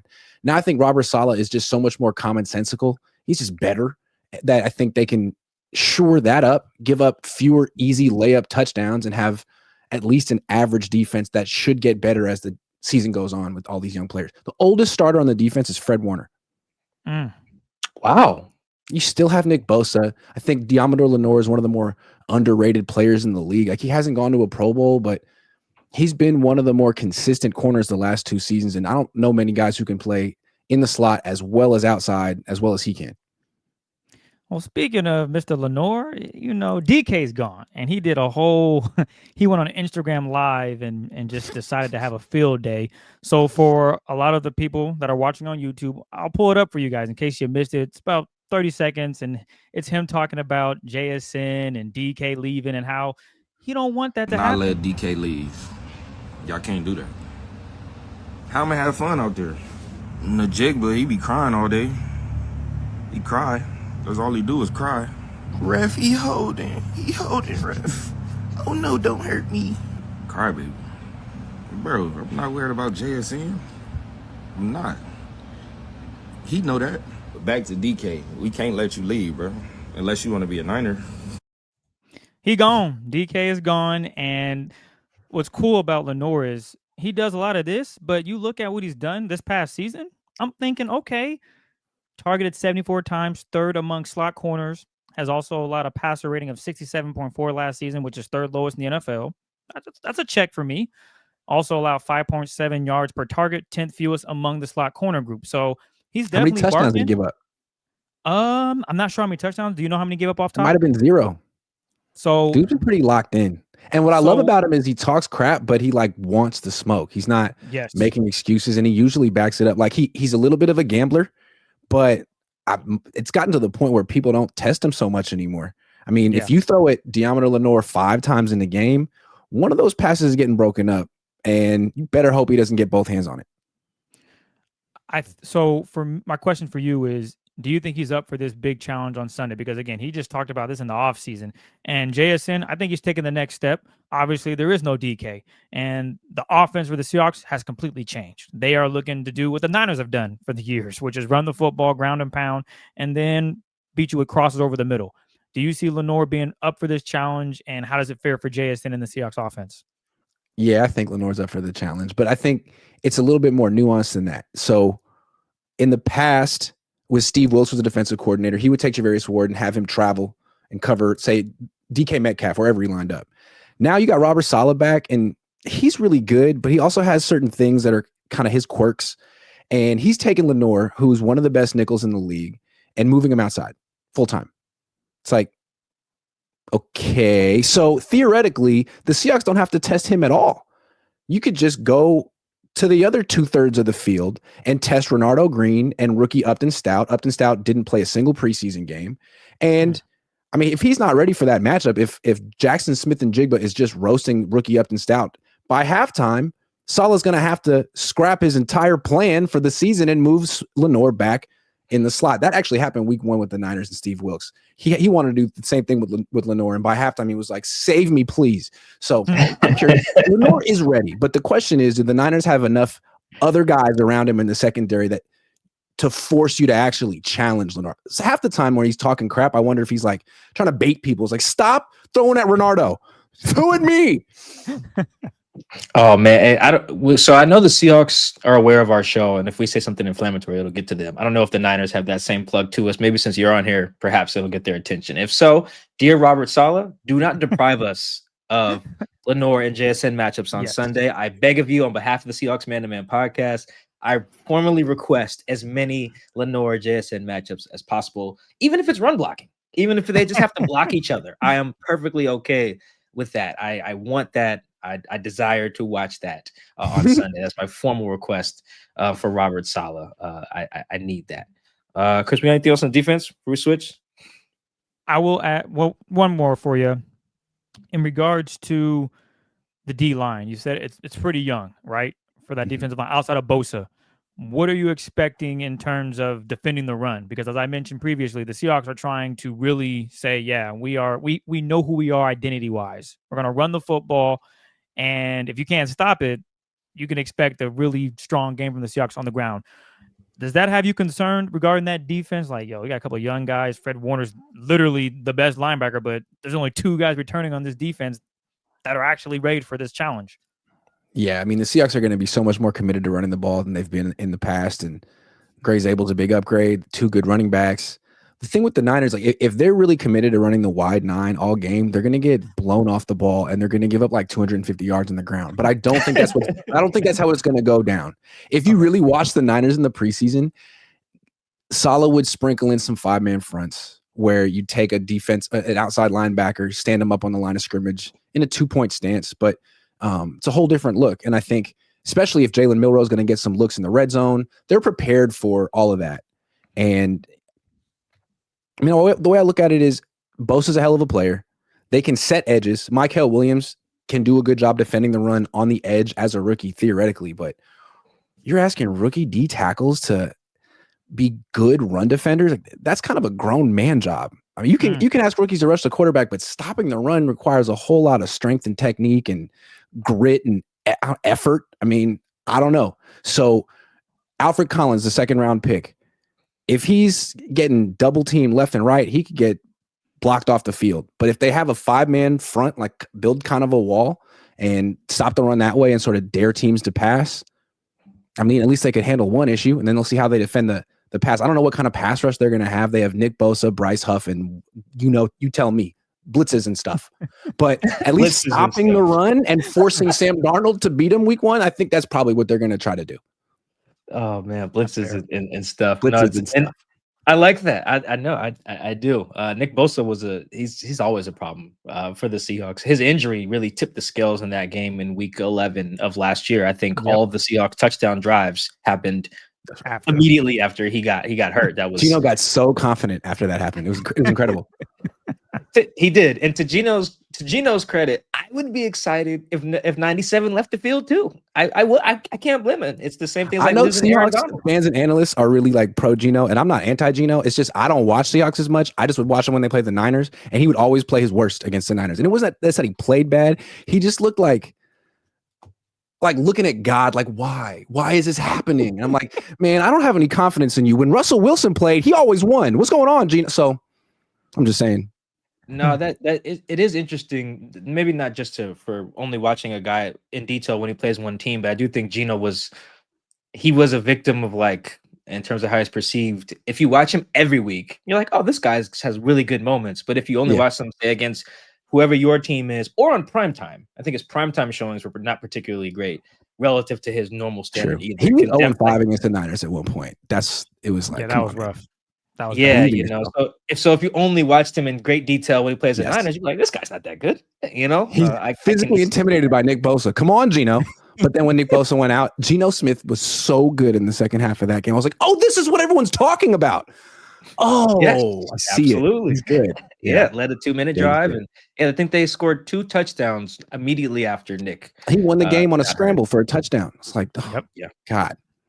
Love this. I want to because you mentioned it, and it's just fascinating. I had to get a number to match it. That the oldest player on defense is Fred. I was like, how old is Fred? Fred's 28. Wow. So it's like 2 different teams. You got Robert Saleh completely rebuilding the defense, and Kyle Shanahan. I think the average age on offense is like 30. A bunch of the same guys he's always had: Kyle Juszczyk, Kittle, Trent, Jake Brendel's like 33.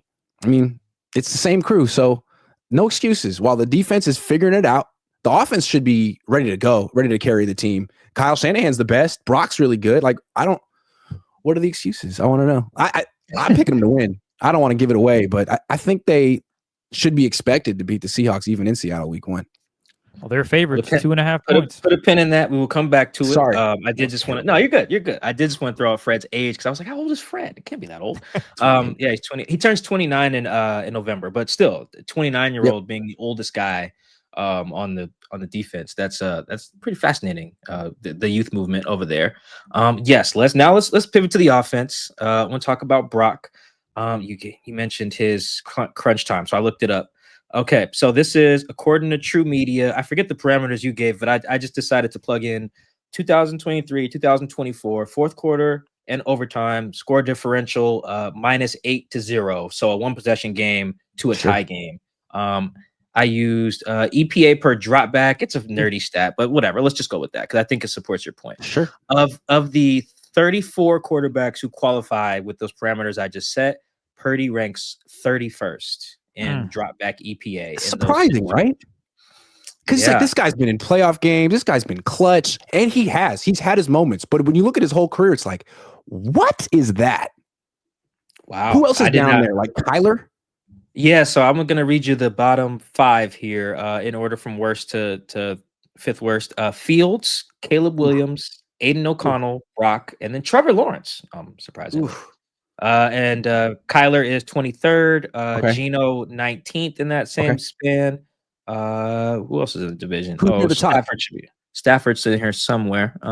Stafford's 18th between Sam Howell and Geno somehow. I'll give you the top 5 here before we I actually ask a question. The top 5 in order is Hurts, Daniels, Burrow, Prescott, Darnold. Wow. Interesting. Yeah, that is. Yeah, it looks like in this, the flaw I'm seeing now in my search engine is that guys who didn't play in the 2023 season are getting a little bit of a sample size bump. Darnold. Like Darnold and Jaden Daniels. Sure. Good point. Good well. Point. So let's for fun in real time just make it 2024, fourth quarter and overtime score differential. Darnold was third last year. Ooh, Wow. interesting. Wow. Purdy jumps to 22nd, right behind Jared Goff and CJ Stroud. So So he was better, worse in but not. 2023. Yikes. Yeah, worse. He's yeah. getting better. Yeah.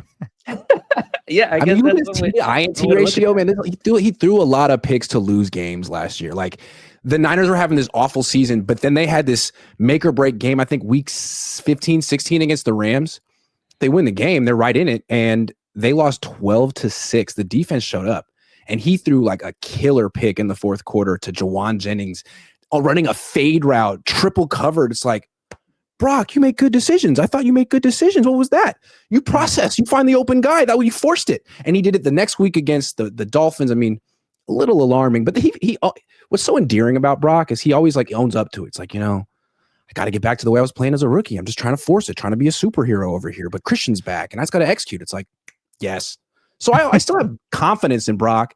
I never had confidence in Jimmy. Jimmy would throw a pick and come back smiling to the bench. And then after the game at the press conference, be like, what? You thought I played poorly? Like, yeah, yeah. But Brock is extremely self-aware. Yeah, to your point about interceptions, actually, I accidentally pressed the interception rate search on this, and the bottom two guys, the guys who have the highest interception rates, is how I should frame that, are Brock and Kyler in the same parameters there, not over 9%, which is like massive. That's like they're similar quarterbacks. They're super quick. They're hard to sack. But last year, I mean, I don't know. They're good. They're quick, but they play a little bit of hero ball. And I think as passers, they might be a little overrated. Like they have their moments, but I think what makes Brock and Kyler good is their running, their mobility, their escapability. So Brock is now a very rich man. I think he got over 50 mil a year now. Do you think that with the new construction of the, I guess you mentioned a lot of the offensive guys are still the same, but just now a rich Brock, with the late game struggles that we've kind of outlined statistically and anecdotally with examples that you provided, where are you kind of at now with 2025 Brock? Now he's a rich man and the kind of the standard to go out there and produce like a superstar with Kyle Shanahan. It's interesting, right? Because when you think of the Niners at their best, 2022, 2023, they have an excellent passing game. Brock's part of it, but it's still dominant defense, dominant run game. It's sort of like, Legion of Boom Seahawks. And now you're sort of transitioning into late Russell Wilson, let him cook era of Seahawks, where it's like, this team isn't that physical anymore. And it's definitely not led by the defense. So it's a passing team. And we're going to give the keys to this quarterback who used to be sort of like a complimentary piece. And now it's about him throwing a lot. Like, is this going to work? Or do you have to get back to this philosophy formula of great defense, great run game? I think that's how the Niners win. They could pay Brock $100 million a year, but they still need to run the ball and play really good defense, which is why I think the season kind of comes down to Saleh and like how quickly can you get these young guys playing up to speed? Because if he can do it by week 8 and the Niners aren't out of it by then, they can go on a run and be a team that wins playoff games. If it takes Saleh 2 or 3 years with Alfred Collins and Michael Williams, then you can't take the Niners seriously this year. I still think they're not just going to magically transform into a finesse offensive team. How huge is getting Jawan Jennings back after a potential holdout, once trade, all this other stuff, calf injury? Do you think he's 100% locked in, getting ready for the Seahawks matchup? I mean, it's better than not having him. If he weren't there, they might have to start Sky Moore or Marquez Valdez-Scantling or Robbie Chosen or sign Kendrick Bourne. So at least they don't have to do that. But he didn't do training camp. He had a calf injury. He probably won't get more than 4 or 5 targets. He's probably not in football shape. He's not better than not having him, but I don't think he's going to make a huge impact in this game. And I don't think he's going to make a huge impact this season. Like last year, Ayuk was in the same situation, missed all the training camp, actually got an extension, came back and played pretty poorly for 7 games before he got hurt. He had 100-yard game last year. So I don't know. We'll see. The Niners do have Ricky Pearsall, who had a terrific training camp and seems like he's poised to take the next step. They need someone on offense to take the next step because most people are on the downside of their career. But I think Ricky's going to be the guy who ends up getting 100, 120 targets this year if he stays healthy. It's interesting that you mentioned Juan's probably not going to just Juwan or Juan. I'm never Juwan. getting this. It's Juwan. Okay. Yeah. So I with like that Chris Juwan, usually just calls him Juan anyway. I like that. I know we should just call him his name, but it's okay. A black guy Juwan. named Juan would be hilarious.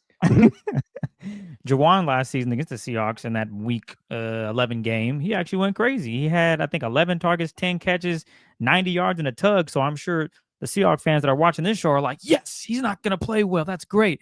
But when it comes to Ricky, you mentioned he's going to have to take up the next step. So would you imagine Kyle Shanahan leaning more heavier on Christian McCaffrey and George Kittle, who, for whatever reason, George Kittle just has a great game with the Seahawks every time they play. For whatever reason, they forget to guard him. He's always open. He's running through people. How do you see that game plan? It's going to be Ricky, George, and Christian. Those are going to be the top 3 receiving options. And yeah, I think it could be George as the number 1 guy, but I feel like the Seahawks are expecting that. And I think Kyle always likes to be like, well, you think I'm going to throw the ball to Julio Jones. So here comes my throw to Tevin Coleman in the flat. Like, let me trick you. So, yeah, I think Ricky's going to be the big, I mean, everyone's expecting it, but no one's really seen it yet. I think that's going to be Kyle's big surprise this year is how heavily he leans on Ricky. I could be misreading this, but I don't think I am. They got rid of Debo. He loves Debo Samuel. So to actually pull the trigger on that trade, he's got to love Ricky Pearsall too, and he handpicked this guy out of college. So he's got more juice than Ayuk ever had. He's a lot like Odell Beckham Jr. I hope that's not too much. I don't want to sound like a homer here, but just compare their combine results. 4.4 40s, 40-inch verse, off the charts with their agility. They move really well. Not the most physical receiver. Like you could knock Pearsall off his route for sure, but Kyle's going to put him in motion 18 times before the snap. It's going to be like 3-card Monty. Where is he? And then all of a sudden he's in your secondary. So that's the challenge with Ricky Pearsall. He really makes the Niners offense explosive. All right. That's a good, yeah. And I watched a little bit of the preseason game against the Raiders. You can see it. Yeah. They went to him a lot. Yeah. Like 3rd and a million. You can see the timing with Brock on it was a dig route. I'm watching preseason Raiders Niners football, folks. That shows you how locked in we are at the Seahawks. It's a Seahawks thing though, because half of your heart is still with Pete Carroll and Geno. You know, it's like I kind of like how some Niner fans are like looking at the Chargers with Jim Harbaugh and Trey Lance. Just feeling like I hope you guys work out because I believed in you. I believed in you. Yeah, there is a lot of actually I forgot about that. We got a lot of a lot of crossover here. All right, you told us you think that the Niners are going to win the game up here in Seattle. Why? First start for Darnold with a new coach. First game for the offensive coordinator. I just wouldn't be surprised if the Seahawks offense took a few games to get it all together, considering teams don't really do preseason. How much did the Seahawks offense, first string offense, play in preseason? One drive. Yeah. You know what I mean? One drive. So I wouldn't be surprised if it was a little disjointed. I have the utmost respect for that defense in Seattle. I just think that the Niners have the better quarterback, the better weapons, maybe the better play caller too. I mean, Clint Kubiak's good, but he hasn't proven that much yet. So as long as the Niners offense is healthy now, it may not be healthy in a month. Trent Williams may not be healthy in a month, but he's healthy now. Christian's healthy now.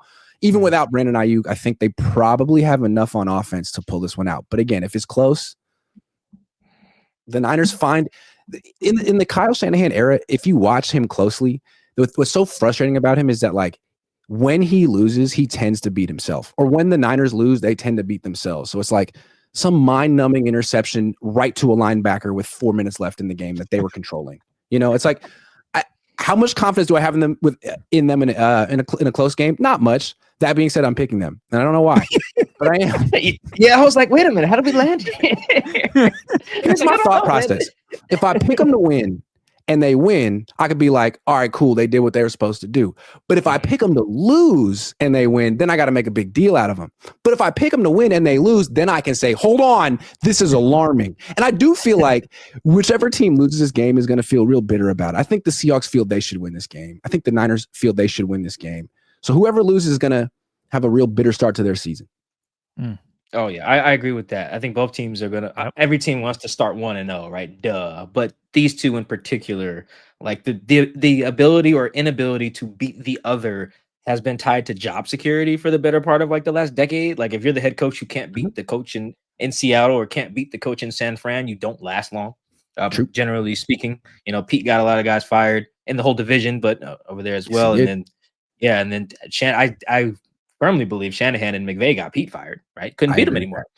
Can't beat them. You can't win your division. Yeah, they did. Yeah. They put him out of here. Yeah. So yes, I agree with that. Both sides are going to want to come out here. The Niners are favored. I didn't even look at the line 2.5 until today. Wow. 2.5. All right, there. So if you want to win some money, go give us a score, Grant. Give us a score before I say that. Okay. Let's say 24-20. 24-20. Only 49. one field goal for Jake Moody. He's not going to go in there and kick 7. 1. That would be right at the over, which is 43.5. So there you go. Okay. Grant has you. And I'm sorry to just put betting advice in your mouth, but here, sure. That is the Niners covering and the over. There you go. If you want to win some money to start week 1. Notorious homer that I am. 24-20. There we go. Hey, probably be some Niner fans pretty happy you're picking them to win the opener up here. It's a tough place to play. So it's definitely a tough place to play. And I'm not that confident. I'm picking them, but if they were to lose, I wouldn't be super surprised. I think these two teams are very closely matched. And I wouldn't be surprised if the Seahawks were to beat the Niners at Levi Stadium in the season finale. Isn't it week 18 they face each other again? I think it is. Yep. Yes. Yeah, is it? Okay. Yeah. Cool. I think it is. All right. Yeah, you seem to be very prepared for any result, which is good. That's those of us in the content business have to be prepared. Yeah, we got to be prepared for every result. Before we get you out of here, this is week 1, and I think there's a lot. We don't have to go through every team in great detail, but I do think there's a lot riding on every team in the NFC West to win a division. It feels like you outline the pressure on the Niners. Like they can't lose. They can't not win a division. It feels like they're invested too much in sustained success in the postseason. The Rams, obviously, the same thing. It feels like the Seahawks, like we just talked about, job security. Like Pete's not here anymore because he couldn't beat McVay and Shanahan. And it feels like eventually Mike needs to be able to beat those guys and get the crown. And I just told Chris before we recorded with you, I was like, I haven't read anything about the Cardinals in like 4 months. So I don't really know about the pressure down there, but just kind of do they have reporters? Do they have fans? I don't know. Yeah, it's so weird. I'm like, I know we got our guy. Play on the news, man. No one follows that team. It's a tough sell. I imagine though that Jonathan Gannon has to be feeling some type of pressure, perhaps not to win a division, but at least put a competent team on the field. It's year 3, I think, for that regime. You got to go win something. How do you kind of see the NFC West shaking out this year? Okay, I think the Rams are still the team to beat, although it all depends on Matthew Stafford's back. And if I were to tell you that Stafford's only going to play 8 games this year, you probably wouldn't be super surprised. But I don't know what to do with that. So I'm just going to stick with the Rams as the team that's going to win this division. And then number 2, I'm going to go with the Seahawks. They might lose week 1, but I feel like they won 10 games last year. They have to be better on offense this year, considering their coordinator was legitimately awful last year. I don't know if Darnold's better than Geno, but Kubiak is better than Ryan Grubb. No question. And now like Darnold fits the offense. The offensive line seems better. I think the offense is going to be better. I wouldn't be surprised if this team won 12 games. Like I wouldn't be surprised if the Rams won 13 or 14, if the Seahawks won 11 or 12, just because every team in this division gets to face the AFC South and the NFC South. Like this NFC West could be last year's NFC North, where every team has a good, 3 teams have good records. Third, I feel like it could be the Niners third, because usually the Niners either go to the NFC Championship or tank. And I don't think they can tank this year, because if the wheels fall off again, then you could have questions about Kyle. Like, man, going into year 10, is he still the right guy? He looks 30 years older than he did when he got signed. Like, there's going to be all these questions. But if they finish strong, you know what I mean? If they eke out 9 or 10 wins, like, then it's like, okay, they had a transition year and they're going to be really good next year. So I think they'll probably find a way to win 9 or 10 games. And then the Cardinals, they could be really good this year. They added a lot to their defense, and I think Gannon's a good coach. I just don't know what to say about Kyler. He's really good in September and October. Then Call of Duty comes out, and it's a different story. So I just feel like that, if the wheels are going to fall off for any team in this division, it might be Arizona, just because Kyler, has a hobby. So we'll see. if it goes like that, that's hilarious. That's great. If it goes like that, what does that mean for the Niners long term? If they end up third in this division, Yeah. If they start off like 2-4, 3-3, and then go on a run and come up just a little bit short, but their defense improves along the way, I could see ownership saying, all right, we sort of expected this, but you guys are going to be really good next year. We'll keep this going. But if they start off like if it's like last year where they start off 5-5 and then things just fall apart because Trent Williams goes down and they're awful without him, I could see people saying like, hey, where's the improvement here? Why is this necessarily going to get better with time? Maybe you got to go in a new direction. I don't know. I don't know if the Niners are that bold. They still seem like they have PTSD from running off Jim Harbaugh, but like 10 years is a big number for the Niners. If Kyle's the coach next year, it'll be his 10th year. Bill Walsh was the coach here for 10 years. And then they essentially pushed him out after his 10th year and his third Super Bowl. He won the Super Bowl, and the DeBartol's were like, yeah, you're done. Thank you so much. We really appreciate all that you've done. Now we're going to go with your defensive coordinator, your offensive. You've built a great thing. But you're tired. So that's what they did. I don't know if the Yorks have it in them, but I think making the playoffs would be good for Kyle. Just make the playoffs. You'll be good. Otherwise, all right. Mike McDonald could be the one putting him out of business. Wouldn't that be funny? That would be. I mean, that's what he was.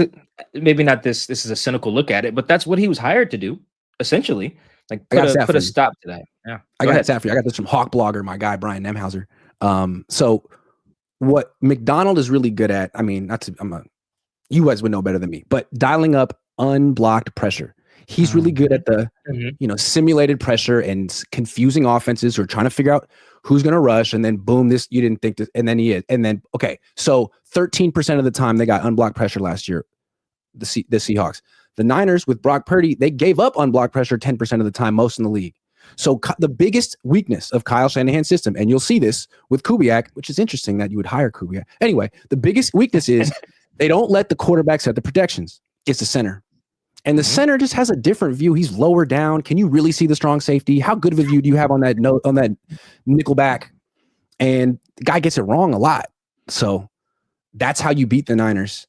You stop the run and then get them in obvious passing situations and then bring simulated pressure because they're going to have a tough time picking it up. You saw it in the Super Bowl against the Chiefs. They gave up like 9 unblocked rushers in that game and in the critical plays in fourth quarter overtime every time. So that's it. That's what McDonald can do. Yeah, that's his bread and butter, man. Yep. And to your point about the system, Shanahan and Kubiak both believe in like the answer to the unblocked pressure is throw hot. That's the answer. Like I built the answer in for you. Someone's going to be open. Go find them. Go make the throw. There are pros and cons to that system, but yeah, that is the system. There are pros and cons to that system, which is why I feel like you should never be a always or never type of a coach. Sometimes, why don't you just go max protect and block it up so the defense doesn't know. Well, if they know you're going to throw hot every time, then they can probably figure out where the hot receiver is and sort of dictate what you're going to do. And if you're throwing hot on 3rd and 8, chances are it's a pass 2 yards down the field. They're just going to rally and tackle. They wanted you to throw hot. Why don't you block and throw down the field? Okay, it's my rant. That's my rant. That was I great, have a man. feeling Back in my day, we block people. I have a feeling that we're gonna have to have similar conversations on this show throughout the season when Sam has to deal with unblocked pressure and then someone runs the wrong route or Sam takes a sack. Yeah, like I said, there are pros and cons to that system. Grant, we're gonna get you out of here on this, man. We thank you so much for joining. The floor is yours. Anything you want to plug? Stories, your pod, anything? Go ahead. This is plug time. Go ahead. Oh, sure. If you've never seen me before because you're a Seahawks fan, you can check me out on SI at si.com/NFL/49ers. I also have a YouTube channel where I just, roast the Niners every day. Every day. But it's good natured. It's cool. They're cool with it mostly. Sometimes players get a little upset, but we work it out mostly. So you can watch that. It's very professional and highbrow. There we go. What's the name of the channel before we get out of here? Oh, it's my name, Grant Cohn, COH. I'm not very tech savvy, but I do roast the Niners. So that's what I can promise. All right. Hey, man, Grant, we thank you so much. We thank you guys for tuning into our first preview pod edition of the Seahawks Man to Man podcast, available wherever you get your podcast. Make sure you like, subscribe, hit all the good buttons on all of our social media platforms, on our YouTube channel, on Grant's as well. Shout out to Grant. Does a great job roasting the 49ers on SI. Great job. Thank you so much, Grant. Thank you guys for listening. We'll catch you guys after the game.